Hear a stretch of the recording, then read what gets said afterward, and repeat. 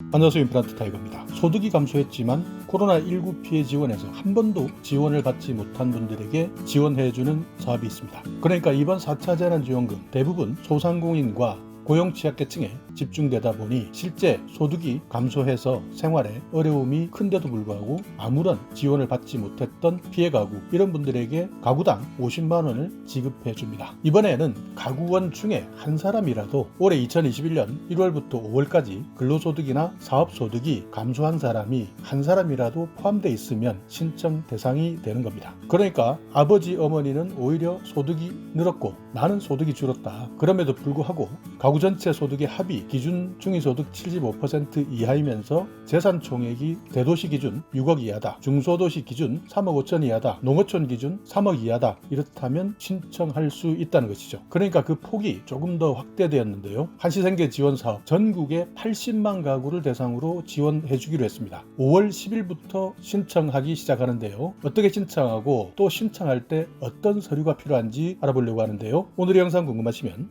계속 봐주세요.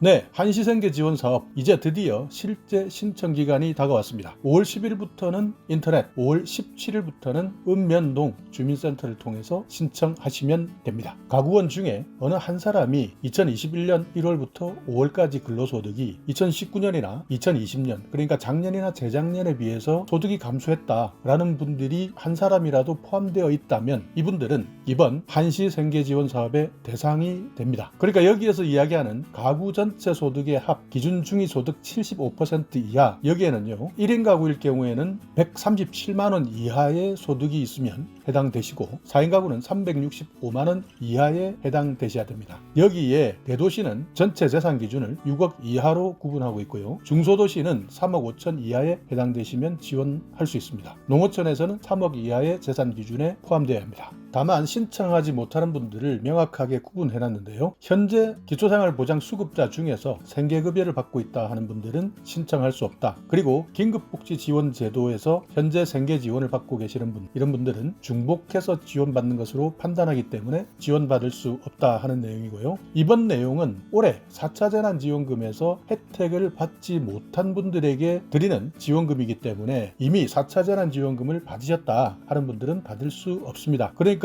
지난번 4차 재난지원금에서 고용부에서 받은 긴급고용안정지원금이 있고요. 일반 택시기사님들도 받았습니다. 방문돌봄 종사자 생계지원도 있었고요. 중소기업부에서 소상공인에 대한 버팀목 플러스 자금, 소득안정지원 자금, 농식품부에서 피해농업인 지원, 해수부에서 피해어업인 지원, 산림청에서 피해임업인 지원, 국토부에서는 전세버스 기사에 대한 소득안정자금을 지원해 줬는데 이런 4차 재난지원금을 이미 받으신 분들은 받을 수가 없다, 이렇게 판단하셔야 되고요. 만약 농업인 경영지원에서 바우처로 30만 원을 받으셨던 분들이라면 차액 20만 원은 지급할 수 있습니다. 지급하는 날짜는 6월 말에 지급하는데요. 지원금은 가구원 수와는 아무 관계가 없습니다. 그러니까 무조건 1인 가구든 4인 가구든 한 가구에 50만 원만 지급합니다. 5월 10일 월요일부터는 복지로 사이트에 들어가셔서 본인 인증을 하시고 신청하시면 되고요. 개인정보 제공 동의서와 소득 감소와 관련된 증빙 자료를 첨부하셔야 됩니다. 방문 신청은 5월 17일부터 6월 4일까지 실시하는데요. 주민센터에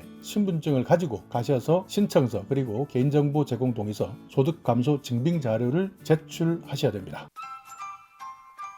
자, 여기에서 소득감소 증빙자료, 참 이것이 많이 난감하실 겁니다. 그러니까 원천징수 영수증, 소득금액 증명원, 건강보험 자격 득실 확인서, 신용카드 매출 확인서, 휴폐업 신고서, 매출입 전표, 거래업체 간의 거래 내역 확인서, 급여 내역, 통장 사본, 그리고 마지막으로 본인이 작성하는 소득이나 매출의 감소 신고서를 제출할 수가 있는데 여기에서 대부분 원천징수 영수증이나 소득금액 증명원 이런 것들은 국세청을 통해서 자료를 받을 수가 있고요. 건강보험 자격 득실 확인서 건강보험공단, 신용카드 매출 확인서나 휴폐업 신고서 이런 내용도 국세청에서 확인이 가능하고 매출입 전표나 거래업체 간의 거래 내역 확인서는 실제 영업을 하셨던 분들이 가지고 있는 서류이기 때문에 이런 내용도 확인이 가능합니다. 급여 내역도 급여를 받았던 분들이라면 확인이 되는데 지금 여기에서 애매한 분들이 이렇게 국세청을 통해서 정확하게 신고하면서 소득을 벌어들이지 않았던 분들도 분명히 있을 겁니다. 그러니까 일반적으로 급여 내역을 신고하지 않는다든지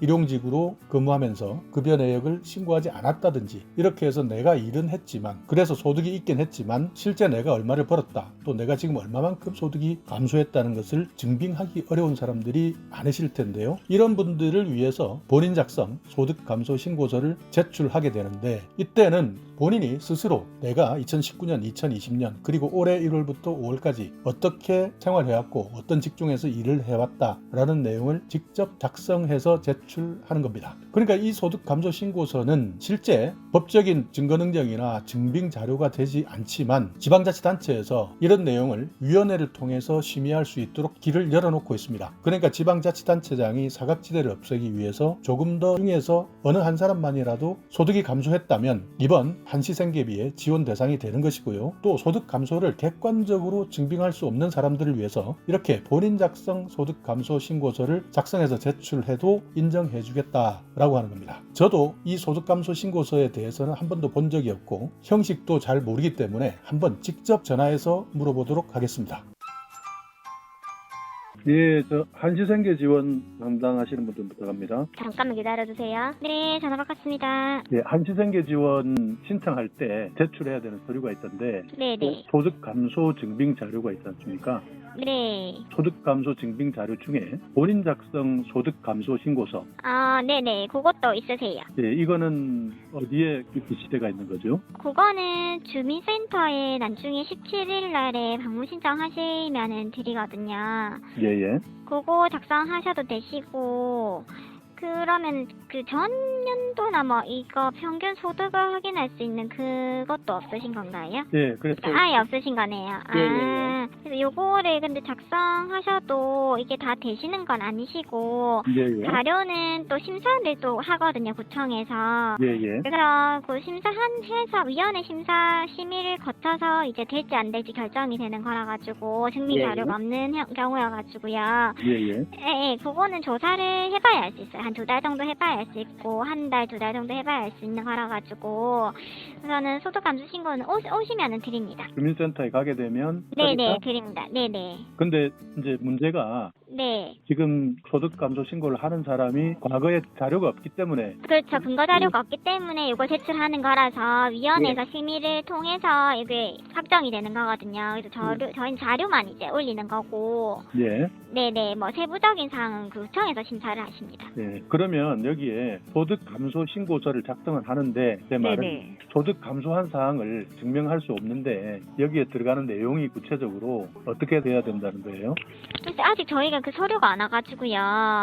정확하게 말씀드릴 수 없는데 그거는 오시면은 뭐 금액 적고 이러지 않을까 싶은데요. 예. 금액이랑 뭐 어디에서 일했는지 뭐 이런 거 적지 않을까 싶은데 예. 그런 거 알아서 이제 오시면 좋을 것 같으세요. 그러면 소득 감소 신고서를 작성을 하는데 네. 말씀하신 것 중에 네. 2019년, 2020년에도 소득이 없었고 지금도 소득이 없다. 그러면은 해당 사항이 없으세요. 그게 답답한 게 네. 대부분 소득 감소 신고서를 작성하시는 분들이 소득 감소 증빙 자료가 없기 때문에 그런 거잖아요. 네네. 근데 그리 되면 이 소득 감소 신고서를 작성해도 의미가 없다는 거네요. 그렇죠. 똑같이 영원이면은 소득을 감소한 게 아니고 기존에 일을 안 하셨던 분이시기 때문에 해당 사항이 없으실 것 같으십니다. 그러니까 이런 분들이 기존에 일을 안 했던 게 아니라 전에 일을 하셔서 소득 감소가 돼야 되세요. 그 일을 그리고 소득 감소 신고서는 지금도 드릴 수 있는데 보니까 최근에 하고 있는 일 이런 거 뭐 판매 물품 뭐 장소 뭐 주 거래처 뭐 이런 게 적는 게 있고 이거 매출 관련해서고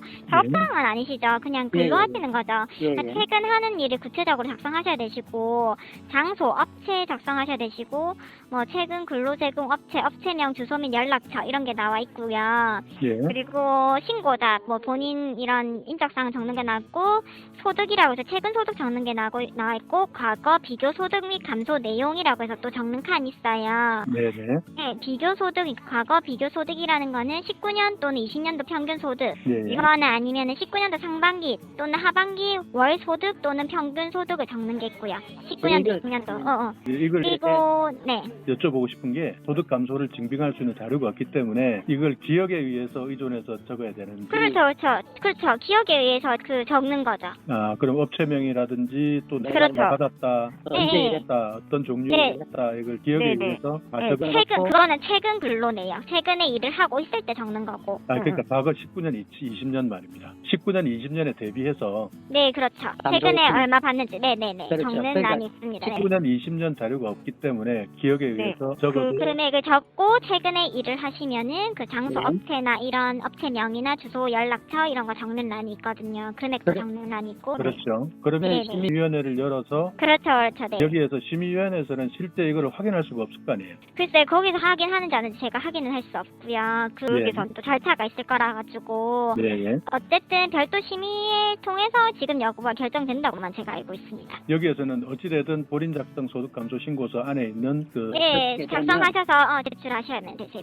그럼 신청되는 것으로. 네네. 우선은 네. 그렇게 저희가 알고 있습니다. 알겠습니다.